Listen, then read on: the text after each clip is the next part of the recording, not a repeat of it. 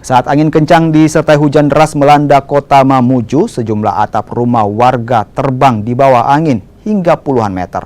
Akibatnya puluhan rumah rusak diterjang angin. Selain merusak rumah warga, angin kencang juga mengakibatkan sejumlah pohon tumbang dan menutup badan jalan hingga mengganggu aktivitas warga.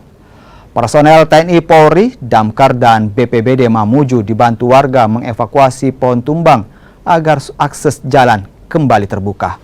Ini angin kencang yang terdampak ini ada beberapa wilayah. Pertama di Madrasah Aliyah, MAN tadi pertama, kemudian jalur 2 di Kelurahan Lamunyu, kemudian di Kelurahan Lamunyu juga ada BTN Masagena, itu terdampak sampai 17 rumah. Nah, kemudian ada beberapa dalam kota juga, ada di BTN beberapa yang pohon tumbang juga. Kemudian yang paling parah memang ini seharusnya adalah pohon tumbang dan kabel yang berjatuhan di jalan.